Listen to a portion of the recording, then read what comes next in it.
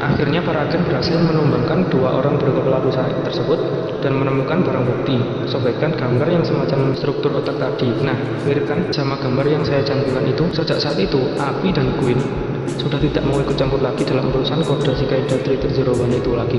Dan adegan beralih pada saat di pengadilan. Connor menjelaskan bahwa setelah Badan Intelijen Amerika menguji lab untuk kertasnya, ternyata gambar itu diwarnai dengan batu sinabar. Nah, itu adalah jenis material merkuri sulfida yang memiliki warna merah tua atau coklat terang, di mana zaman kuno sinabar digiling menjadi bubuk untuk membentuk pigmen yang disebut dengan vermilion. Pigmen ini digunakan untuk seni dan dekorasi dan juga ditambahkan ke kosmetik. Ini masih digunakan dalam cat para seniman hari ini, meski sering diganti oleh pigmen sintetis dan kurang beracun. Jadi intinya batu sinabar ini adalah batu yang beracun.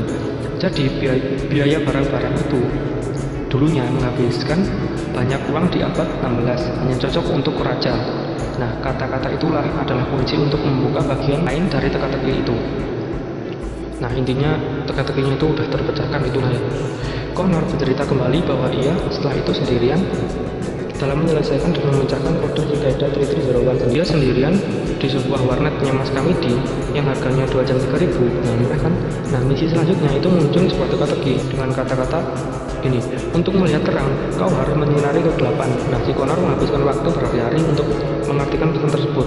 Tapi dia mulai menyadari ada jenis ujian yang berbeda. Mereka ingin melihat apa yang mampu Connor lakukan. Dan akhirnya satu kode terpecahkan. Nah, setelah satu kode terpecahkan, langsung terjadi pemadaman di beberapa wilayah kota selama 5 jam. Dan saat Connor keluar dari baratnya Cak Kamidi, banyak terjadi penjarahan dikarenakan lampu padam. Setelah itu, si Connor menuju si Mang Limo ninggal janji. Dan itu lokasinya tidak jauh dari Kartonyono, Mengawi Muda Janjimu, Amro Jaga Kuno Kiananangan. Jadi Connor sekarang berada di suatu lampu kelap-kelip. Nah, disitulah kelap-kelip lampu merupakan sebuah kode untuk menyelesaikan tantangan akhir sebelum Connor bisa menyelesaikan semua misi. Dan kode yang didapat Connor adalah ini. Setelah misi selesai, akhirnya muncul undangan berbunyi seperti ini: selamat, kehadiran Anda sekarang diminta di London Masquerade kami. Dan di bawahnya tak lupa ada tulisan 3301. Jadi Masquerade itu semacam kayak undangan pesta gitulah ya, pesta bertopeng gitu lah. Setelah itu si Connor ke rumah Avi dan ternyata Gwen juga ada di sana. Dan katanya Gwen merupakan sahabat baru Avi, tapi Connor bodo amat. Si Connor ke sana hanya ingin memberitahukan pada sahabatnya kalau dia resmi masuk ke dalam Cicada dan dia diundang berpesta di suatu tempat. Tapi niatnya Connor ini hanya untuk memberhentikan organisasi itu menurut perjanjiannya dengan agen Sullivan dan agen Carter waktu itu. Menyadari bahwa Cicada bermaksud membawa kekacauan di dunia, Connor memberitahu Gwen dan Avi bahwa ia bermaksud menjatuhkan organisasi di pesta tersebut. Ternyata Avi dan Gwen yang nggak melok kerja itu malah memutuskan untuk ikut ke sana. Ya udah, jadinya singkat cerita mereka ikut dengan naik pesawat menuju London dan bekerja sama sebagai tim. Dan pesta dimulai. Saat mereka masuk ke pesta, sebenarnya sudah ada para pasukan Badan Intelijen yang sudah bersiap untuk menggerebek tempat itu.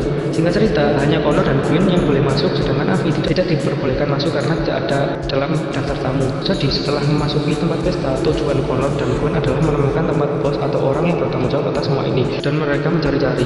Di sisi lain, Avi berusaha melewati jendela belakang, tetapi sangat kesulitan karena dia gak nyadar kalau berat badan dia itu berlebih. Dalam pesta itu banyak orang-orang berpakaian aneh. Terus ada orang dengan kostum kepala hewan, lalu ada orang tetapi merupakan efek lampu dari LCD gitu, intinya kayak orang gak nyata gitu lah ya.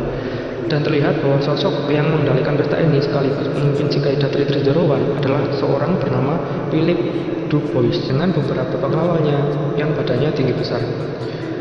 Connor dan Gwen memutuskan untuk berpencar dan mencari tahu. Jadi pada saat itu Gwen telah menemukan sebuah data dalam bentuk USB. Karena hampir saja ketahuan, maka Gwen menancapkan USB itu ke dalam suatu hak tingginya agar tidak ketahuan. Infiltrasi menjadi serba salah, mengakibatkan Connor dan Gwen ditangkap oleh pemimpin Cicada, Philip Dubois. Tujuan sebenarnya Cicada 3301 itu katanya adalah membela misi membawa kesetaraan di dunia yang tidak adil ini. Setelah itu, Philip Dubois yang pemimpinnya itu mengungkapkan bahwa sebenarnya Gwen adalah anggota agen Badan Intelijen yang nakal mencari amnesti melalui Cicada. Mendengar itu, Connor sangat kaget karena dia merasa dibohongi oleh Gwen. Dan pemimpin Cicada itu memberikan senjata api MF di depan mereka dengan hanya satu peluru saja. Jadi mereka berdua suruh untuk berebut satu sama lain. Jadi salah satu dari mereka harus ada yang mati dan salah satu lagi resmi menjadi anggota Cicada 3301. Kalau mereka tidak ada yang bersedia, maka dengan terpaksa mereka harus ditembak dua-duanya. Lalu, saat Connor dan Gwen pura-pura berebut senjata, Connor memilih untuk tidak membunuh Gwen dan berhasil menembak para penjaga dengan senjata pistol yang dibawanya. Entah senjata itu dapatnya dari mana, tetapi naasnya Gwen tertembak oleh pengawalnya Philip. Setelah itu, Gwen memberikan Connor sebuah drive USB tadi untuk mendapatkan informasi yang dipegang oleh Cicada sebelum kedaluarsa.